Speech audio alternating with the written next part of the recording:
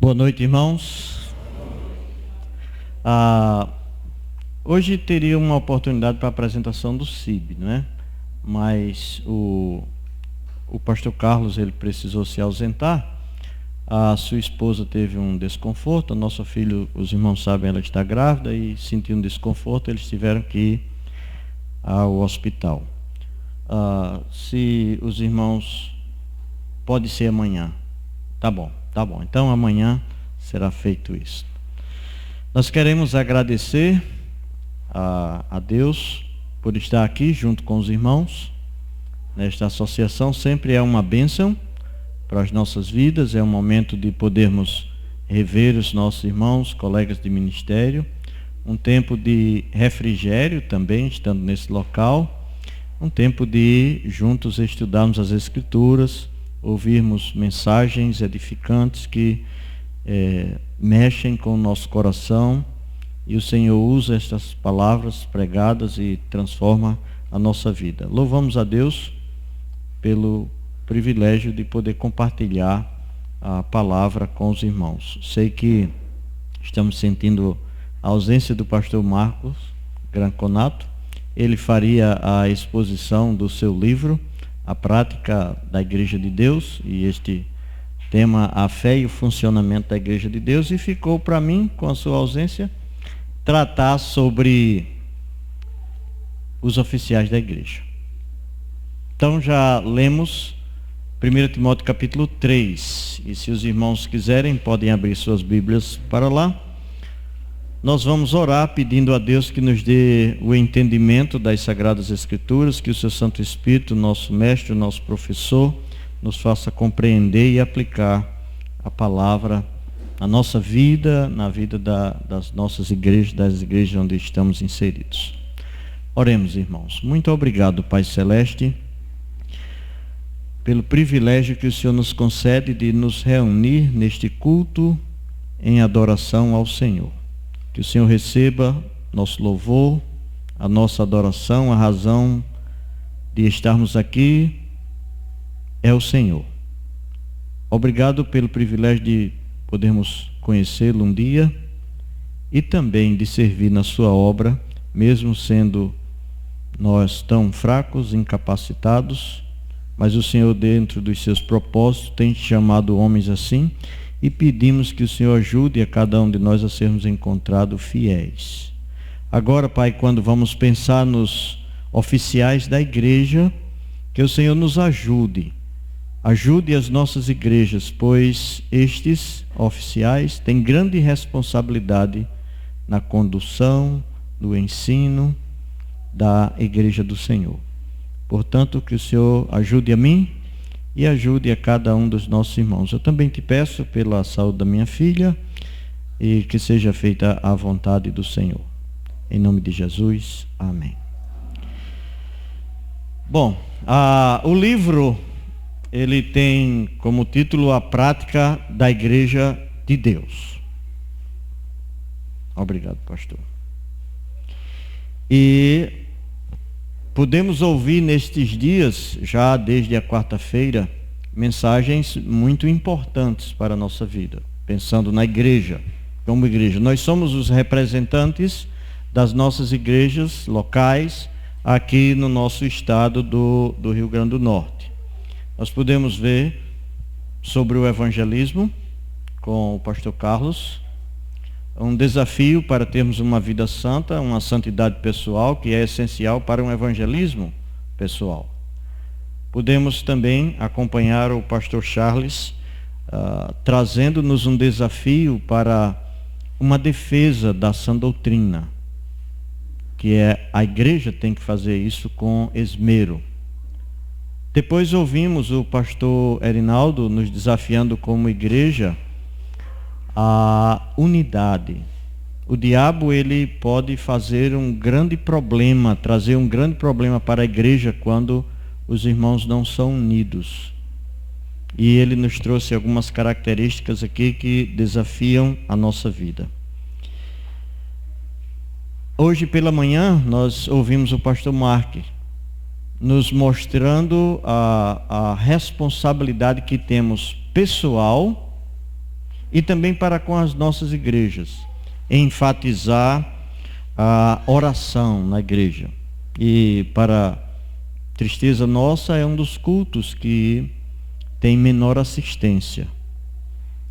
E agora à noite nós devemos pensar sobre estes oficiais da igreja. Então, na igreja há uma hierarquia. E devemos pensar primeiramente no Deus da igreja. O nosso Deus é um Deus triuno em sua estrutura e de forma hierárquica. Nós podemos observar o Pai, o Filho e o Espírito Santo. Estes coexistem numa igualdade essencial, mas nós vemos a submissão da segunda pessoa desta triunidade, o Senhor Jesus Cristo, sendo submisso ao Pai. Nós vemos o Espírito Santo, a terceira pessoa, sendo submisso ao Pai e ao Filho. Então, nós devemos ir por esta estrutura. Se há assim na Trindade, também foi desejo do Senhor Deus colocar isto em tudo quanto Ele criou, esta espécie de hierarquia. Nós pensamos nos seres espirituais, quando os criou, há uma hierarquia entre os anjos. E nós seguimos pelo restante da sua criação, nós observamos também até nos animais, aves, insetos. E foi o seu desejo que ocorresse isto também dentro de sua igreja, a igreja do Senhor. Então, a igreja precisa de uma liderança. E essa liderança, ela deve ser formada conforme os padrões que estão gravados na sua palavra, na Escritura, a palavra de Deus. Nós vamos encontrar apenas duas classes de oficiais na igreja do Senhor. São os pastores, que também são chamados de bispos e de presbíteros na Escritura, e a outra classe são os diáconos. E nós podemos ver isto claramente nas cartas do apóstolo Paulo. Você tem 1 Timóteo 3 marcado aí, mas se você volta um pouco para a carta de Paulo aos Filipenses, ele deixa isso muito claro, logo no primeiro versículo do capítulo 1. Ele se identifica, Paulo e o seu companheiro, Timóteo, servos de Cristo Jesus, escrevendo: a todos os santos em Cristo Jesus, inclusive bispos e diáconos que vivem em Filipos. Então, Filipos havia uma igreja, ele escreve para todos aqueles santos e também para aqueles oficiais da igreja, bispos e diáconos. Então, diante disso, nós precisamos observar nas nossas igrejas como é que nós fazemos a escolha. Como é que nós colocamos estes líderes nas nossas igrejas? É importante que a igreja do Senhor pense neste funcionamento. Aqui estamos pensando em algo bem prático e que deve ser tido como de grande valor para o bom andamento da igreja, porque Deus vai usar estas pessoas. Como nós devemos fazer isto? Então, em primeiro lugar, voltando lá para 1 Timóteo capítulo 3, o versículo 1 especificamente diz: fiel é a palavra, se alguém aspira ao episcopado, excelente obra almeja. Vamos pensar primeiramente na vocação ministerial. Nós precisamos identificar dentro das nossas igrejas quem são aquelas pessoas vocacionadas. Então, tratando agora primeiramente com respeito aos pastores. A igreja, ela precisa reconhecer os seus pastores e precisa auxiliar estes.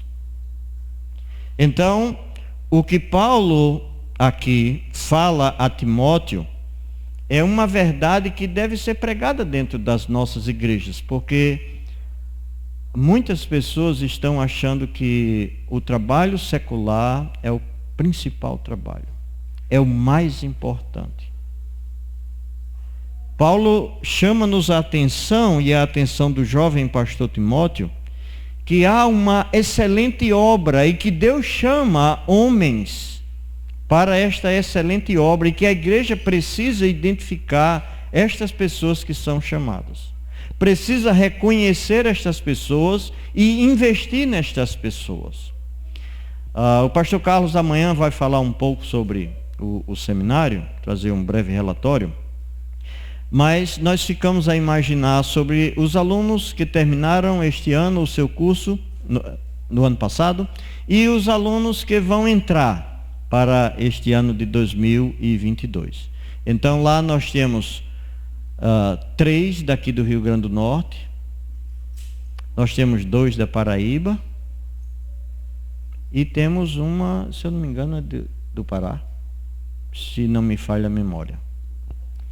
E eu fico pensando, nós temos um número de igrejas aqui, não tem mais ninguém vocacionado nas nossas igrejas, nas outras igrejas. A igreja, ela precisa estar olhando para estes que têm vocação e investir nestas pessoas.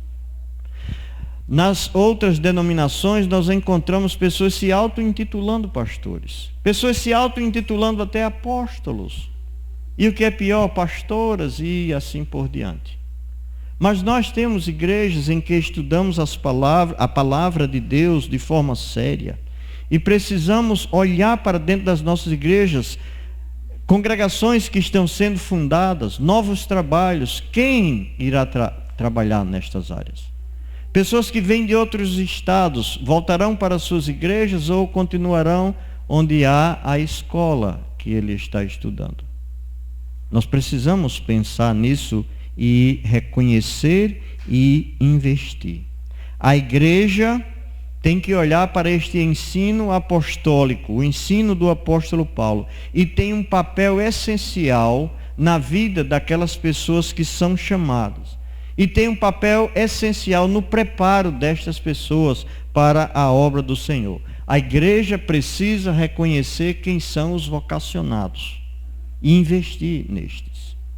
Eu sei que muitos pais esperam com grande expectativa que seus filhos estudem, sejam bons alunos e futuramente bons profissionais, poderão ter uma vida estável, chegará à sua aposentadoria, serão bons crentes, na verdade, mas nós estamos esquecendo de investir nos nossos filhos, nos jovens, nas crianças, a respeito desta obra que é excelente.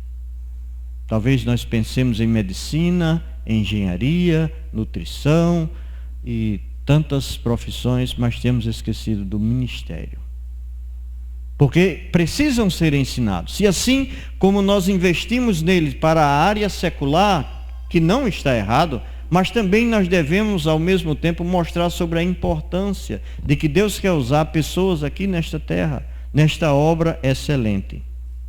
Então, a igreja, ela tem esta responsabilidade de reconhecer e também de auxiliar estes que têm o chamado ou são vocacionados. Para ser escolhido pela igreja a fim de exercer o ofício pastoral, o candidato ele deve se enquadrar em algumas qualificações ou requisitos que nós encontramos aqui nesta primeira carta de Paulo a Timóteo, como também na carta a Tito. E inicialmente nós vemos que estas pessoas, ao serem analisadas pela igreja, devam ser pessoas que demonstram convicções doutrinárias sadias, ortodoxas. Devem ser pessoas que são membros na igreja em plena comunhão com a igreja. Devem ser pessoas que estejam isentas de qualquer processo disciplinar, porque são estas pessoas que vão estar liderando, vão estar na frente da igreja. Então a escolha de futuros ministros da palavra, pastores, também levará em consideração a palavra do pastor. Por isso que eu penso que um pastor ele deve ter um ministério duradouro em uma igreja, de longos anos, onde ele acompanha crianças desde o tamanho do Estevão até ele crescer e casar e ter filhos ou até netos. E ele conhece não só ele, mas toda a sua família e poderá ajudar esse. Mas o que nós vemos hoje é que existe uma certa mudança de ministérios. Ministérios com 1 ano, 2 anos, 3 anos, não se cria nenhum vínculo. Fica muito a desejar. E muitas vezes pessoas saem de igrejas e igrejas ficam sem uma liderança. E uma igreja sem uma liderança, ela sofrerá. Ela se atrasará. Ela não cumprirá o propósito do Senhor. Por isso que nós vemos que no princípio da igreja, Deus utilizou pastores para que pudessem ajudar a igreja a levantar outros pastores. Nós podemos ver isto no capítulo 5 de 1 Timóteo. Veja no versículo 22, a ninguém imponhas precipitadamente as mãos, não se tornes cúmplice de pecados de outros, conserva-te a ti mesmo puro. Capítulo 5 de 1 Timóteo, o versículo 22. Aí você adianta um pouquinho para Tito, e no capítulo 1 e versículo 5, ele diz, 5. Por esta causa te deixei em Creta, para que pusesses em ordem as coisas restantes, bem como em cada cidade constituísses presbíteros conforme te prescrevi. Então é importante que o pastor da igreja ele observe quem são os vocacionados, e se ele tiver que se ausentar para um outro ministério, sendo direção de Deus, ele deixe alguém naquela igreja para dar continuidade ao seu trabalho, ou ajude na escolha de uma outra pessoa. Então aqui com esses 2 textos fica evidente que tanto Timóteo como Tito, eles eram responsáveis pela escolha dos novos obreiros nas igrejas, dos novos ministros. Então é importante ver isto, reconhecer que dentro da igreja tem alguém vocacionado. Segundo, investir nele. Investir naquele rapaz. Colocá-lo para estudar. Cada igreja deve ver a necessidade de preparar o servo do Senhor. Se houver a necessidade de ir para um seminário, porque ninguém deve ir para o ministério sem preparo algum. Jesus ensinou os seus discípulos. Paulo precisou ser treinado.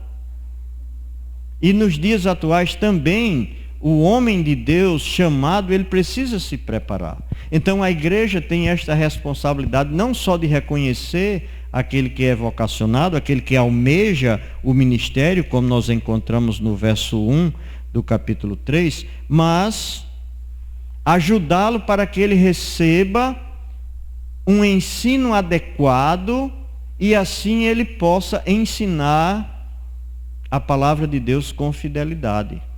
Ele saiba o que está ensinando.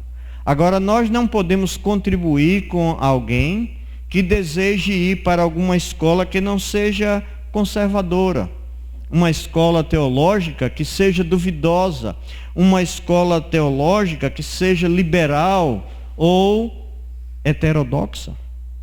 Não podemos investir assim. Então a igreja ela precisa ter o cuidado em identificar quem é e auxiliar no preparo destes, mandando para estudar. A igreja precisa ter o cuidado, e foi uma das minhas falas hoje à tarde aqui, que dentro desse cuidado é que ela não esteja contribuindo com o surgimento de maus obreiros. Às vezes nós temos uma pessoa na igreja que vai estudar, estuda qualquer coisa, não é supervisionado pela igreja, pelo pastor, e daqui um pouco ele está semeando uma grande dificuldade dentro da igreja, trazendo prejuízo para a obra de Deus e às vezes até vergonha. Então, primeira coisa, a obra é excelente. Então nós precisamos observar quem são estes vocacionados e investir na vida deles. E aí o segundo passo seria a sua ordenação. Nós não encontramos nas Escrituras nenhum precedente de alguém que se auto-intitula pastor. Ninguém pode se auto-intitular um pastor. Nas Escrituras nós não vamos encontrar estes exemplos. A igreja é quem escolhe os seus oficiais. A igreja tem esta responsabilidade soberana. A igreja é quem detém o direito de decidir quem deve ser investido na função pastoral. Você pode olhar isso voltando para o livro de Atos, capítulo 14, versículo 23.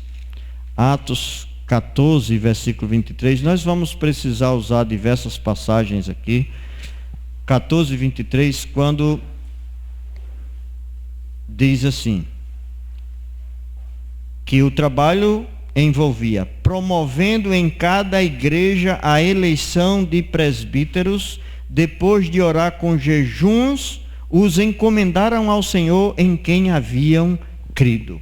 Nota aqui a soberania da igreja, que tem esta responsabilidade de decidir quem está investido da função pastoral. A igreja ela é soberana. O pastor ele ajuda nesta escolha, mas a decisão é da igreja. E então o que a igreja vai fazer? Ela vai observar as qualificações, os requisitos que estão aqui elencados no capítulo 3 de 1 Timóteo, como também no capítulo 1 de Tito.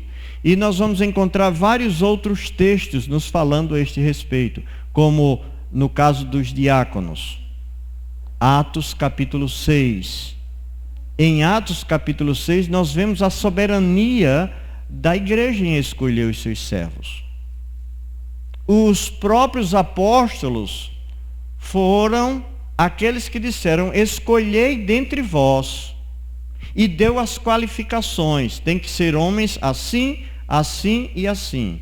E aí nós percebemos a soberania da igreja nesta escolha. Mas também nós vamos encontrar isso, Paulo já escrevendo aos Coríntios, na sua segunda carta, no capítulo 8, ele fala desta soberania. Então, a igreja ela era democrática, abaixo de Deus, para tomar esta decisão de quem seria o homem para servir como pastor. Então, aquele homem, se ele era aprovado pela igreja, ele deveria passar por um exame do seu conhecimento bíblico. Porque é por esta razão que nós encontramos diversos ensinos teológicos que não são bíblicos. Tem um nome de teológico, mas não são bíblicos. Então, a denominação como esta nossa, batistas regulares, fundamentalistas, nós temos a responsabilidade de olhar estes homens que são vocacionados e que vão para o ministério, que tiveram um preparo, o que é que eles creem. Ele precisa demonstrar para a sua igreja que tem um certo conhecimento teológico. E isso reside no fato de que este homem, e lembre-se que eu estou fazendo questão de enfatizar este homem, porque não há lugar para mulheres neste ofício. Então, este homem, ele tem a responsabilidade ou a oportunidade de demonstrar o seu preparo para um cargo que é tão importante. Lembrando do versículo 1 de 1 Timóteo 3, é uma obra excelente. Então, não se pode ir para uma obra excelente sem ter um conhecimento teológico. É como se me pegasse para colocar e pilotar, não a moto do pastor Marco de hoje de manhã, mas pilotar um avião. O que eu iria fazer sem conhecimento? Todos nós iríamos, aperta o cinto e nós vamos morrer. E é por isso que muitos problemas existem nas igrejas, por falta deste exame. A igreja não examina teologicamente o candidato, e deve examinar não somente teologicamente, mas a sua vida, deve examinar a vida da sua família, para que assim coloque-o no cargo tão importante. E isso vai habilitá-lo oficialmente, depois de um exame, para que ele possa ser um ministro em um outro local. As pessoas já vão perguntar: você passou por algum exame doutrinário? Ele: sim. Liga para fulano, cicrano, lá para a minha igreja anterior, e aí ele poderá dar esta resposta. Então, estas são fases importantes, porque nós estamos escolhendo pessoas para nossas igrejas, para que as nossas igrejas, que são de Deus, elas funcionem da maneira correta. E se nós não agimos biblicamente, ela vai funcionar da maneira errada e não vai atingir os objetivos que o Senhor requer.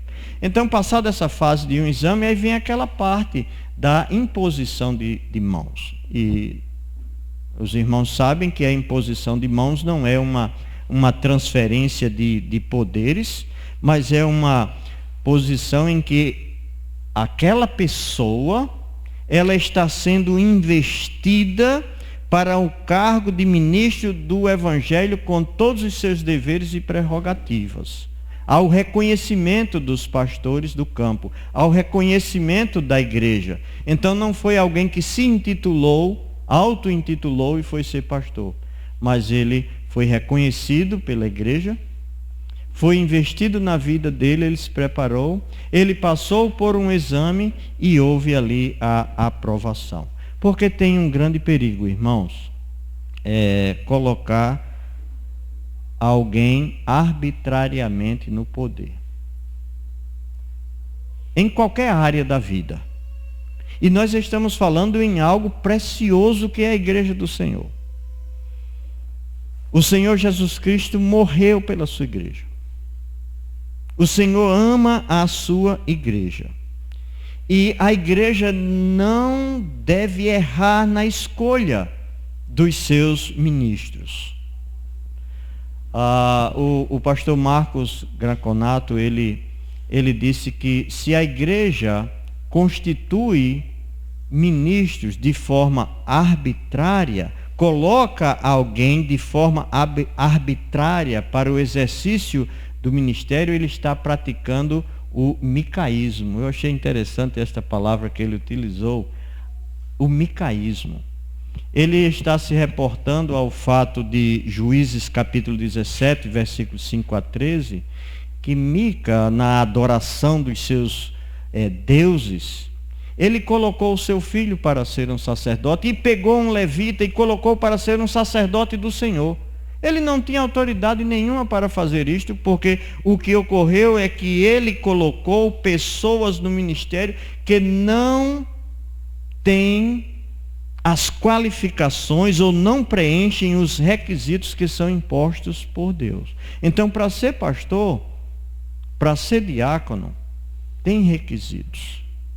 E se a igreja coloca pessoas para serem pastores, que é o que estamos estudando aqui, não estamos estudando ainda os diáconos, mas para colocar pastores que não preenchem os requisitos é um problema muito grande. A igreja de Deus, ela deve evitar a todo o custo qualquer pessoa que não tenha qualificação e vá para o ministério. Porque vai ser um grande prejuízo. E a igreja tem que fazer isto com zelo e com cuidado. A igreja não deve ter medo. Olha, não se coloca pastor numa igreja por conveniência. Não se coloca apenas por simpatia. Paulo não diz em local algum neste capítulo 3 de 1 Timóteo, nem no capítulo 1 de Tito, que se coloca alguém para ser um pastor por preferência. Tem que colocá-lo se ele preencher os requisitos. Então, aqui na lista, há diversos requisitos que eu gostaria de observar com vocês bem rapidamente. Não temos tempo para detalhar cada um deles. Aqui estão as qualificações, a partir do versículo 2. Nota que a primeira palavra é o verbo ser, é o quê? Necessário. Então, é indispensável que estas qualificações estejam presentes na vida do pastor. E a primeira delas é o irrepreensível. Hoje de manhã foi falado aqui, né? O mala sem alça. O ser irrepreensível é alguém que não oferece nenhum motivo para ser acusado por outros. Ninguém pode pegar na sua asa. Ele não pode ter nada que manche a sua conduta ou o seu caráter. Diz também na sequência, deve ser irrepreensível, esposo de uma só mulher. Esta é uma outra área muito difícil e às vezes até no nosso movimento. Não estou dizendo a nível de Natal, mas a nível do Brasil. Não vou falar a nível do Estado, mas o que significa ser marido de uma só mulher? Não é simplesmente o homem que não seja bígamo ou polígamo. Mas aqui nós devemos pensar no fato de que um homem divorciado, ele não pode exercer o ministério. Ele está impedido de ser um pastor. E a Bíblia nos mostra isso. Ele não pode exercer o ofício pastoral porque ele tem um vínculo com a primeira esposa. E se nós olharmos para Romanos capítulo 7, versículos 2 e 3, o ensino é que este vínculo só se dissolve com a morte.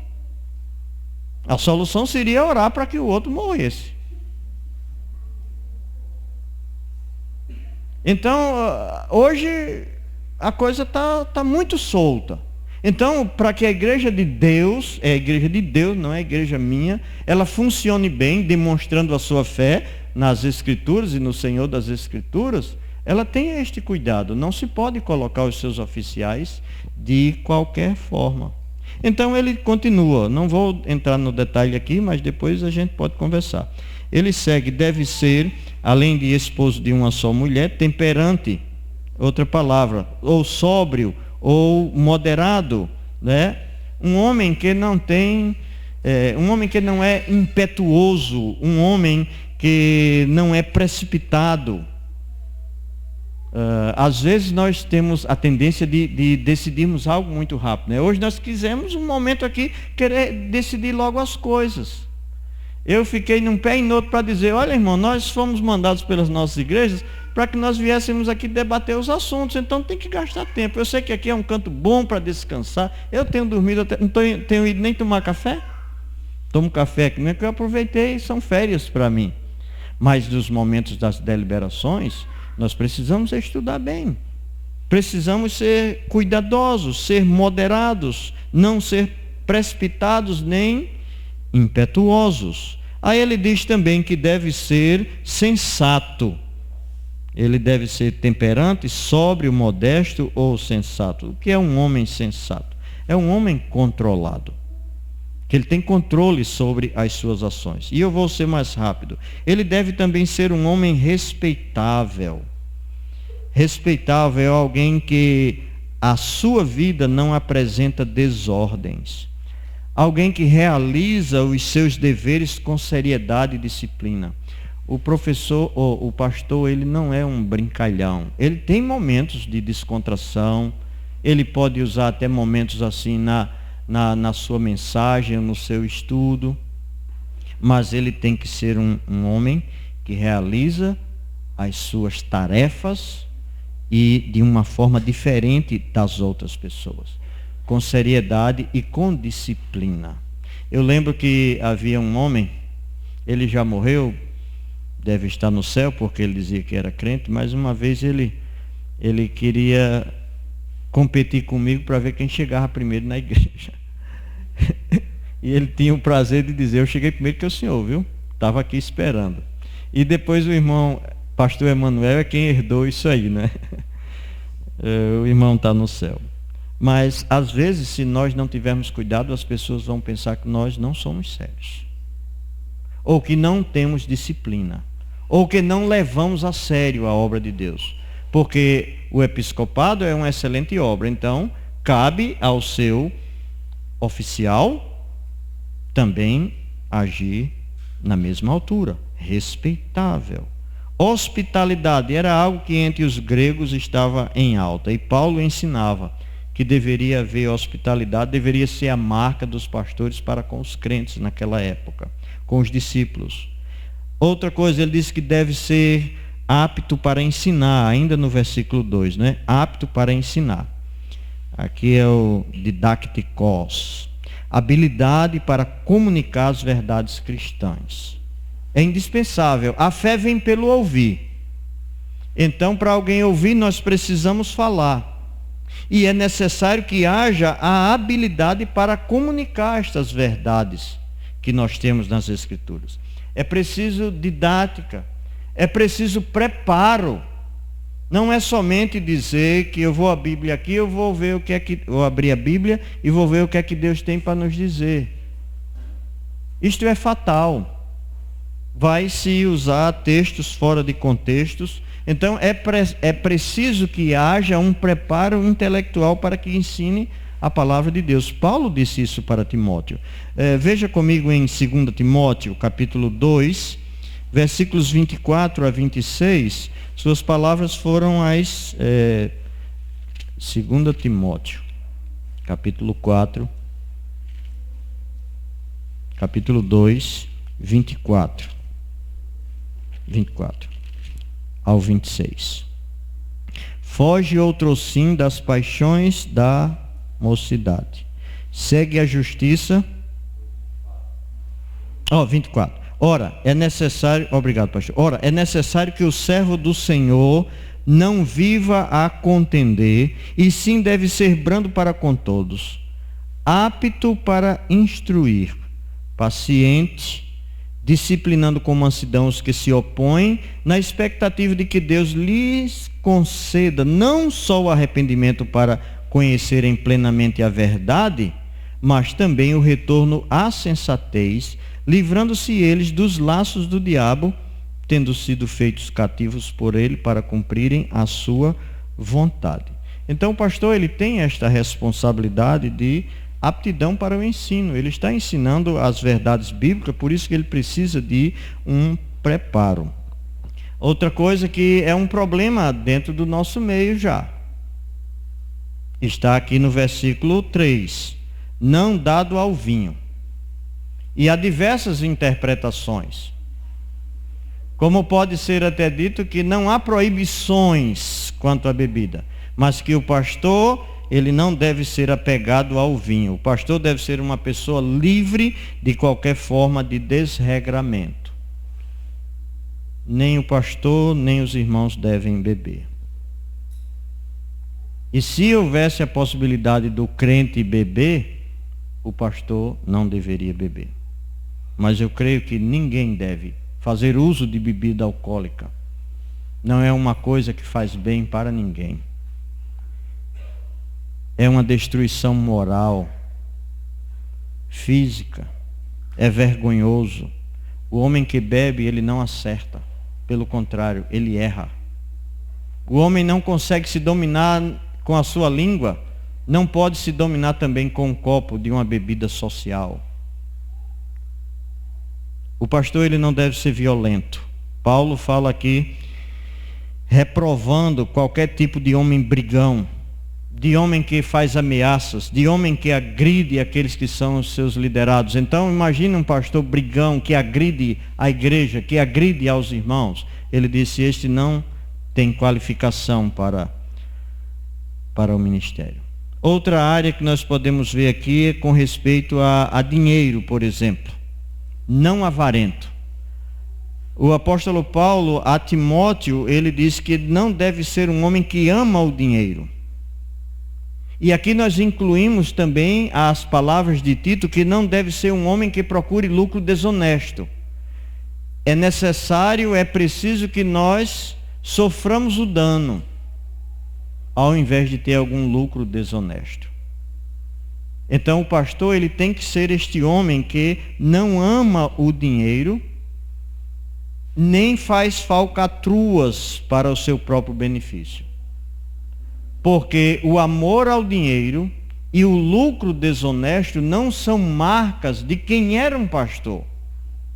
Estas são marcas dos falsos mestres.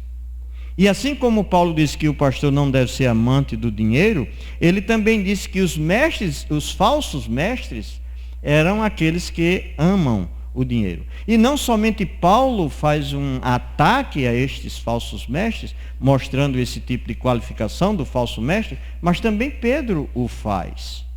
Na sua segunda carta, capítulo 2, versículo 3, Paulo faz essa advertência. A outra área que nós devemos pensar sobre ao escolher um pastor para a nossa igreja é com respeito ao governo que ele tem sobre o seu lar, versículo 4. Que governe bem a própria casa, criando os filhos sob disciplina com todo o respeito. Pois se alguém não sabe governar a própria casa, como cuidará da igreja de Deus? Então, temos aqui estes versículos 4 e 5. Nós temos também o versículo 12, que inclui o diácono, né? O diácono, seja marido ou sua mulher, governe bem seus filhos e a própria casa. Então, o que nós vamos pensar aqui é que o pastor, ele não deve ser aquela pessoa que apenas ele é o líder. Apenas lidera a sua família. Mas esse pastor tem que ser aquele homem que protege a sua família, que tem cuidado com a sua família, que dirige a sua família. Este pastor é aquele que exerce a autoridade com afeto, exerce a autoridade com compaixão. Este pastor é aquele que ensina a sua família, mostrando-lhe a direção a seguir. O líder faz isso, ele não impõe, mas ele mostra a direção. E a família vai perceber que este pastor, cuidando deles, familiares, está livrando eles dos perigos. E assim a igreja poderá perceber que aquele nosso pastor, ele cuida assim da sua família, ele vai cuidar de nós também. Porque nós somos sua responsabilidade. Muitas vezes as ovelhas não sabem a direção a seguir. Muitas vezes as ovelhas estão em perigos. E o pastor chega com a palavra que muitas vezes ela não é agradável, às vezes não é nem aceita, e o pastor é considerado como alguém que interfere demais na vida daquela ovelha, mas a pessoa não tem percebido que está correndo um grave perigo. Mas futuramente ele poderá perceber isso. Tomara que não seja sofrendo as consequências, mas que seja ao dar ouvidos àquele que se preocupa, aquele que supre as necessidades da sua família, tanto físicas como emocionais e espirituais. Ele vai fazer assim também com as ovelhas. Então, quando a igreja vai escolher alguém, tem que escolher alguém com estes requisitos. E todas estas marcas que estão não somente aqui em 1 Timóteo 3, mas estão lá em Tito capítulo 1, elas são marcas que devem ser encontradas no pastor, sob pena de ele não exercer o ministério, não poder exercer o ministério. E aí as pessoas vão estar esperando. E aí nós vamos perder esse pastor aí só porque está faltando isso ou porque está faltando aquilo? É preferível. Porque a primeira palavra aqui do versículo 2 é que é necessário que o bispo seja assim, assim, assim, assim, assim. Se nós pensarmos e praticarmos diferente, funcionarmos diferente, nós vamos estar duvidando da palavra de Deus. Nós corremos o risco de dizer, será que é assim mesmo? Será que aqui não tem uma exceção, Senhor? Não tem. A sua palavra é perfeita. Então estas marcas precisam ser encontradas naqueles oficiais, ou seja, os pastores. E os pastores, eles têm deveres para com os membros. Eles não estão ali apenas para gastar tempo, não deveriam. Eles têm grandes responsabilidades a nível de dever.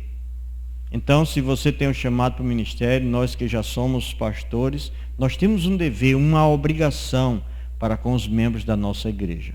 Nós somos colocados lá com estas obrigações.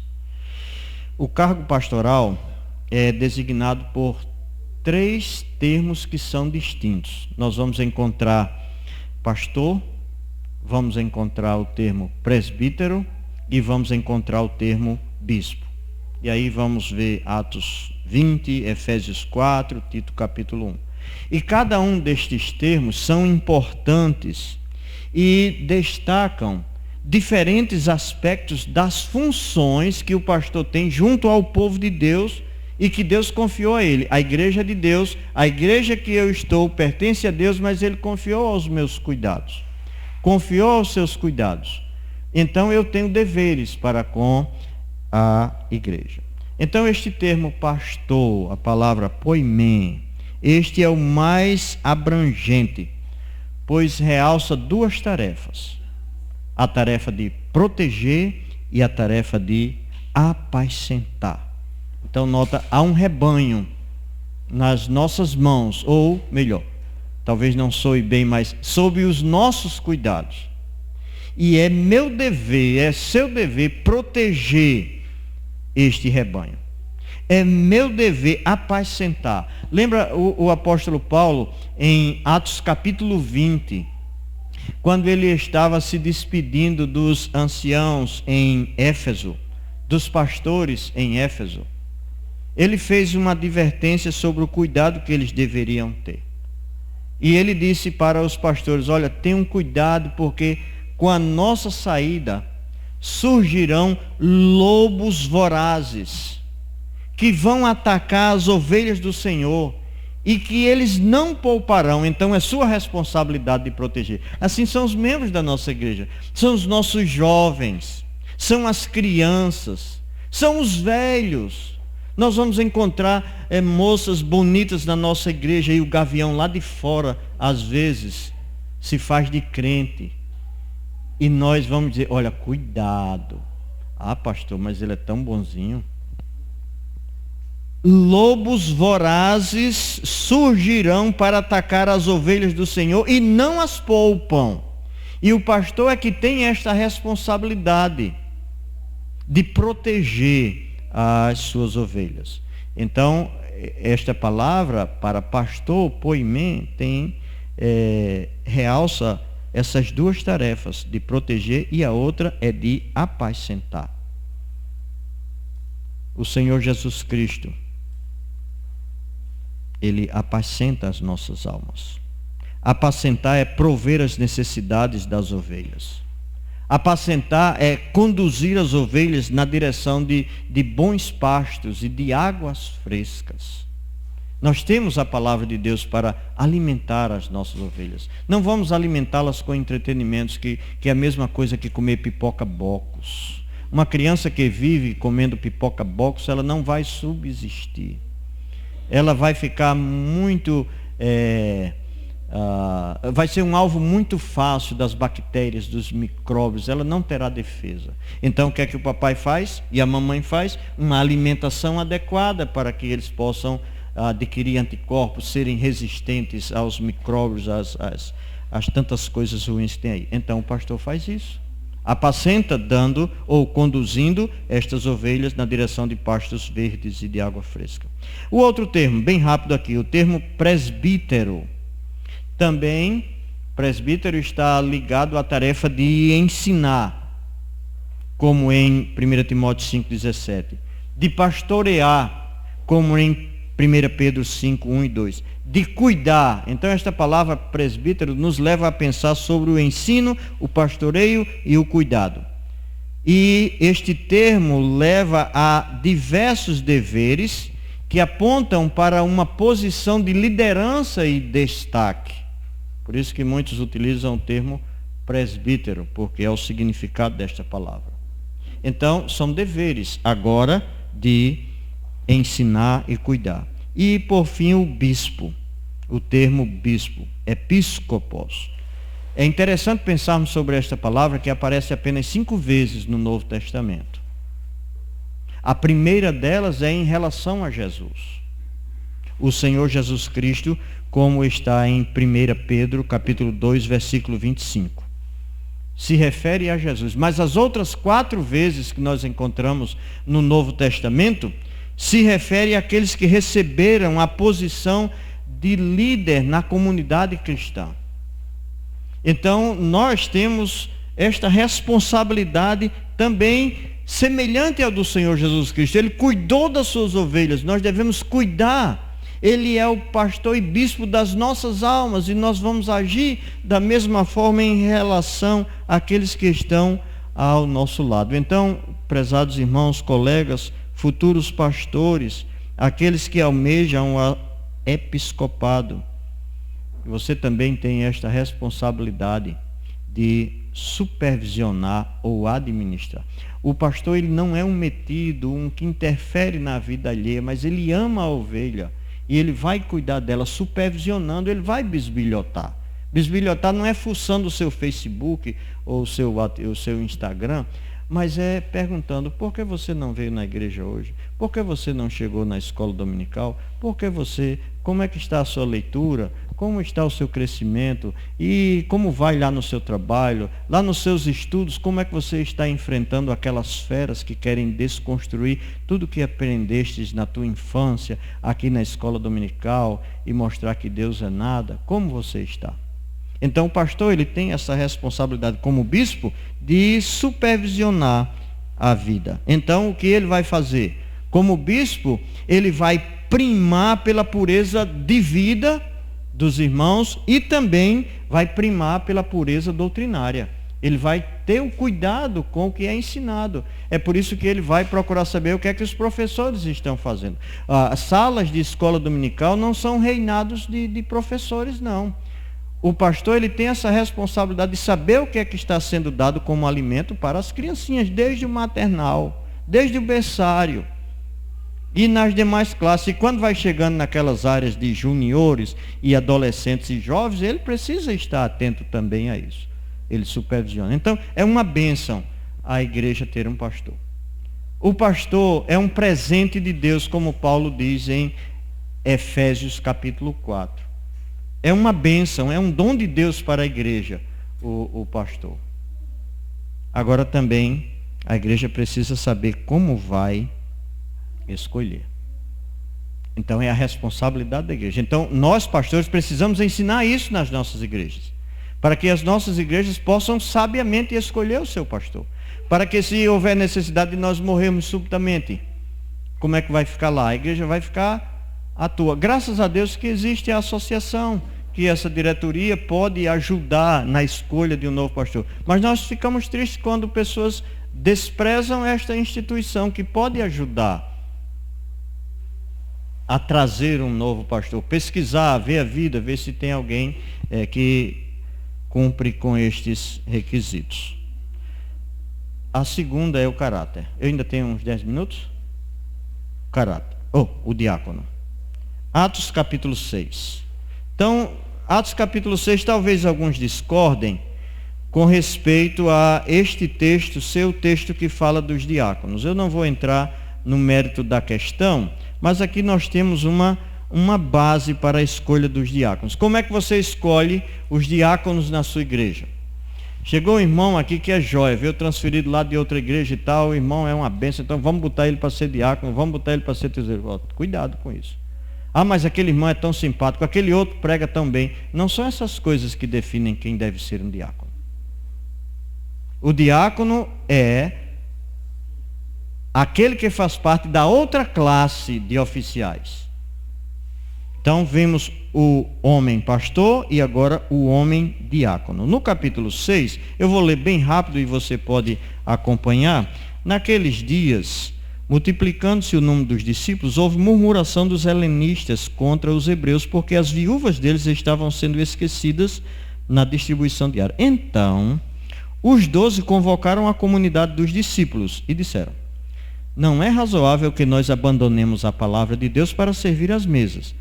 Mas, irmãos, escolhei dentre vós 7 homens de boa reputação, cheios do Espírito e de sabedoria, aos quais encarregaremos deste serviço. E, quanto a nós, nos consagraremos à oração e ao ministério da palavra.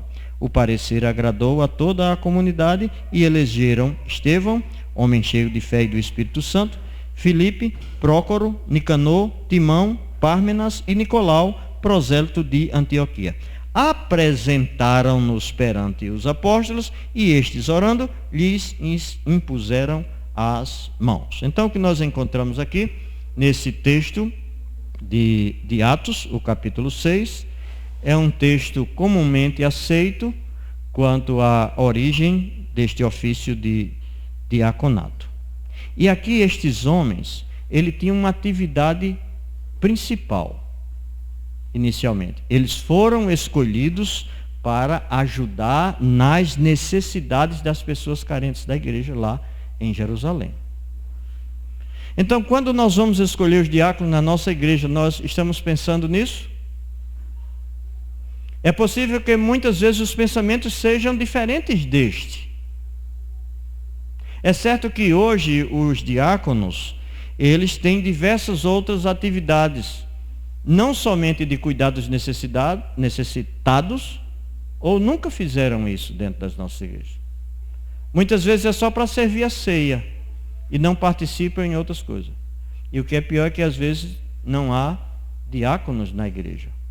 E a palavra de Deus nos diz que deve haver pastores e diáconos, dependendo do tamanho da igreja. Então estes, se foram os primeiros diáconos aqui, eles deveriam ser homens que preenchessem 3 requisitos básicos.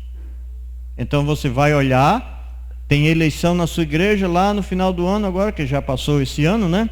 Então tem que ser alguém que tenha boa reputação. Versículo 3. Tem que ser alguém que seja cheio do Espírito Santo.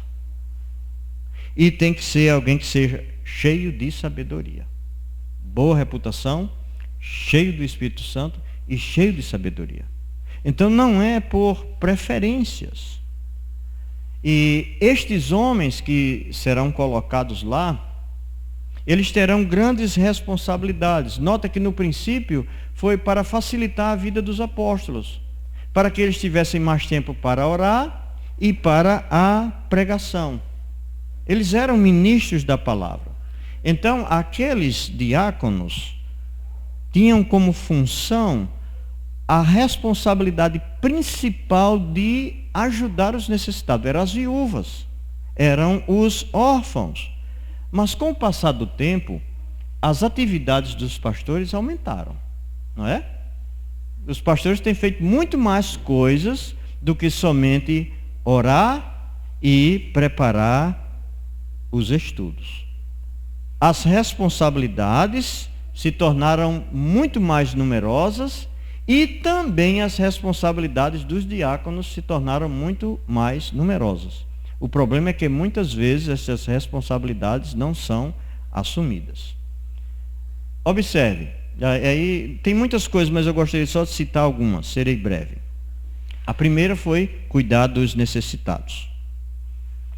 Mas quando atualmente nós temos problemas disciplinares na igreja, como é que nós procedemos? Ou disciplina na igreja é uma coisa que você nem se lembra quando ouve em sua igreja. Este é um ensino bíblico. O Pai que ama disciplina. O nosso Deus, Ele nos disciplina. E muitas vezes as igrejas elas vão por caminhos tortuosos, como filhos que vão por caminhos tortuosos, que não obedecem aos ensinos de seus pais e nem são disciplinados, pois o Senhor ensina aos pais que devem criar os seus filhos debaixo de admoestação e de disciplina. Assim também deve ser na igreja. Então os diáconos, ele tem uma grande responsabilidade de ajudar na disciplina. Agora lembre-se, o Senhor Jesus Cristo ensinou que a disciplina é dever da igreja. Mateus capítulo 18. O apóstolo Paulo ensinou que a disciplina é dever da igreja. 1 Coríntios capítulo 5. Mas muitas vezes há casos que exigem um certo sigilo, que não se torne uma fofoca e que precisa de o acompanhamento de um grupo de pessoas mais maduras, um grupo mais restrito, que analise aquele problema e assim ele possa levar o assunto para a igreja e a igreja tomar a decisão. Não pode se fazer essas coisas precipitadamente. Por isso que o pastor ele precisa destes auxiliares, não só para ajudar os necessitados, mas no que se diz respeito a coisas de disciplina. O pastor ele precisa de conselheiro. O pastor não é um super crente, não é um super pastor. Ele não sabe de tudo. Os diáconos, eles podem ajudar o pastor. Nessa questão de conselho, o livro de Provérbios nos diz, no capítulo 11, que na multidão de conselheiros há segurança. Então, um pastor ele precisa estar bem assessorado pelos seus diáconos, para que o aconselhem. Em Provérbios, capítulo 15, versículo 22, nos diz que na multidão dos conselheiros há êxito. Para o pastor ter êxito, ele precisa da ajuda dos diáconos. Em Provérbios, capítulo 24, versículo 6, diz que na multidão de conselheiros há vitória. Então o pastor precisa destes homens para que o ajudem a tomar decisões e reduzindo assim a possibilidade de erros. Muitas vezes o pastor vai ser imensamente ajudado pelo diácono. Ele está prestes a fazer uma coisa e o diácono... Agora o diácono tem que ser aquele que nós vimos aqui. O homem de boa reputação, tem que ser aquele homem cheio do Espírito Santo, tem que ser aquele homem cheio de sabedoria, que vai ajudar o pastor a diminuir os erros, porque serão os seus conselheiros. Diminuir a possibilidade de erros. Porque na multidão de conselheiros há sabedoria, há êxito, há vitória. A igreja, ela precisa viver com ordem e decência. Os diáconos, eles serão auxiliares do pastor na manutenção desta ordem e da decência da igreja. Os diáconos podem ajudar o pastor com respeito aos problemas econômico-administrativos. Os diáconos podem ajudar o pastor até no que se refere às decisões que a igreja precisa tomar quanto à prebenda do pastor, quanto à oferta para o missionário, quanto à oferta para o seminarista. E coisa difícil é você legislar em causa própria. É um pouco constrangedor para o pastor e para o missionário ele tratar sobre o seu sustento. Então os diáconos, sendo esses homens cheios de sabedoria, de boa reputação e cheios do Espírito Santo, eles irão ajudar nesta área, na área econômico-administrativa da sua igreja. Também os diáconos podem ajudar o pastor quanto ao seu próprio procedimento, ao ensino e às necessidades que eles têm. Os diáconos terão o cuidado para que a igreja não tenha como seu pastor um homem inescrupuloso, que vai tratar das ovelhas como se fossem seus objetos. E pode ocorrer de pessoas assumirem o cargo de pastor e trazer grandes prejuízos para a igreja.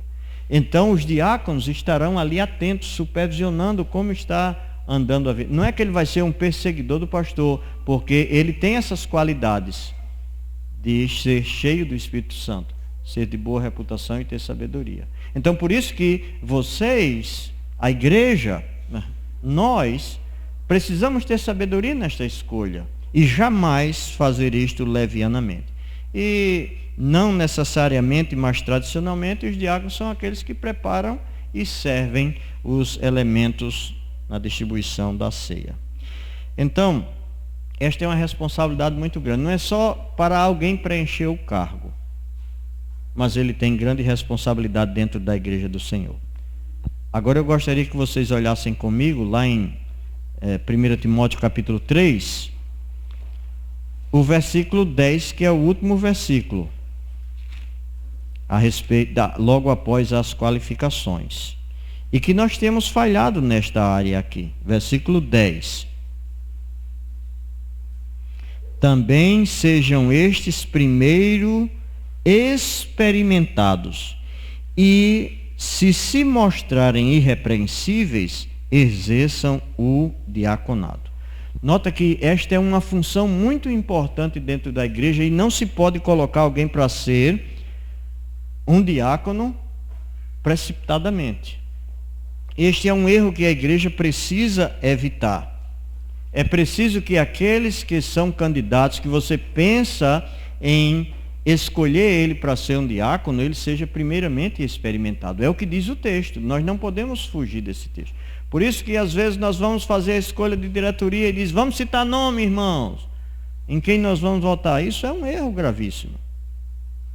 Nós precisamos sim ter os nomes, avaliar aqueles nomes, conversar com aquelas pessoas. Elas precisam primeiramente ser experimentadas e aí sim O versículo 10 é muito claro, diz que se eles se mostrarem irrepreensíveis, eles venham a exercer o diaconato. Então, a igreja primeiro precisa observar.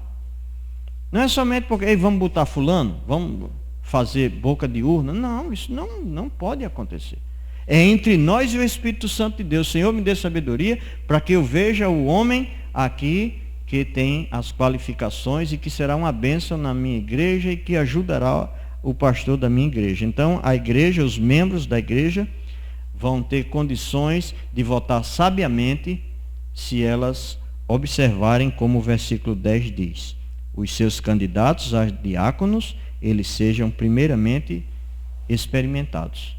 E se eles sim se mostrarem irrepreensíveis, então eles exerçam o diaconato. Isso significa dizer que se não, não. Então eu não vou falar sobre as qualificações, nós já extrapolamos o tempo aqui.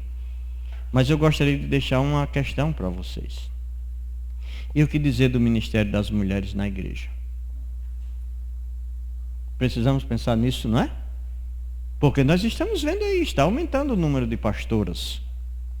Está aumentando o número de diaconisas em igrejas até consideradas como sérias. Então os irmãos vão de convir comigo que no início nós falamos sobre uma questão de hierarquia. Deus é assim. Mas nós vimos que este Deus, ele deixou um padrão de liderança espiritual que deveria ser adotado pela sua igreja, porque é a igreja de Deus. E este padrão deve ser adotado porque é um padrão estritamente neotestamentário. Nós não podemos fugir deste padrão. Nós estamos vivendo no século 21. Aquilo que foi escrito lá no primeiro e segundo século não tem nada a ver conosco. Nós hoje precisamos ter cuidado com as tendências modernas ou culturais que estão trazendo um grave problema para as igrejas, estão esquecendo daquilo que Deus deixou para que a igreja do Senhor pudesse utilizar. Neste padrão bíblico, a liderança é masculina. Não há liderança feminina. Do mesmo modo que era a liderança espiritual na igreja no tempo dos apóstolos. É para ser hoje. As tendências modernas não devem atrapalhar a nossa igreja. E para isso você pode olhar o capítulo 14 de 1 Coríntios, o capítulo 2 de 1 Timóteo, o capítulo 3 e o capítulo 1 de Tito.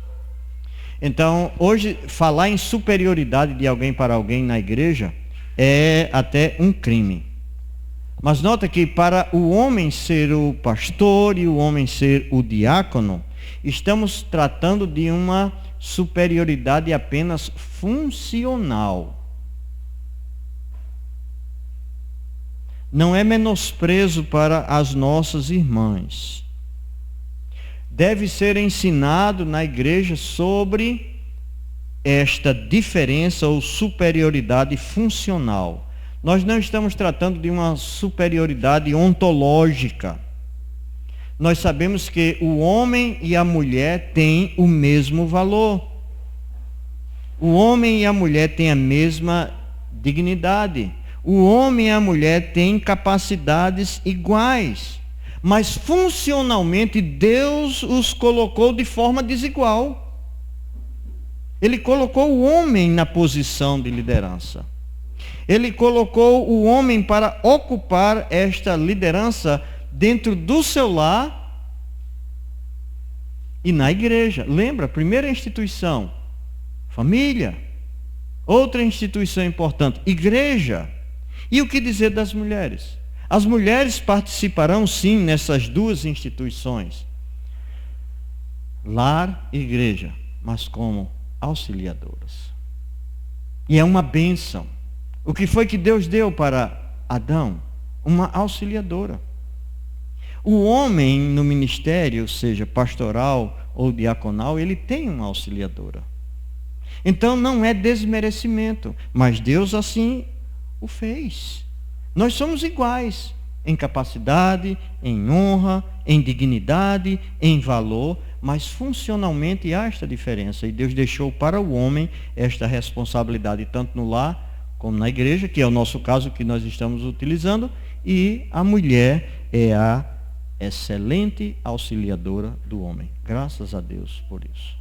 Então, meus irmãos, nós precisamos pensar sobre isso, assim como nós pensamos sobre a questão de uma vida separada do pecado, para que pudéssemos ter um evangelismo pessoal. Nós também devemos defender a sã doutrina com unhas e dentes. Nós precisamos manter a unidade dentro das nossas igrejas. Nós precisamos enfatizar a oração nas nossas igrejas. Nós precisamos escolher os nossos oficiais como Deus nos diz em sua palavra.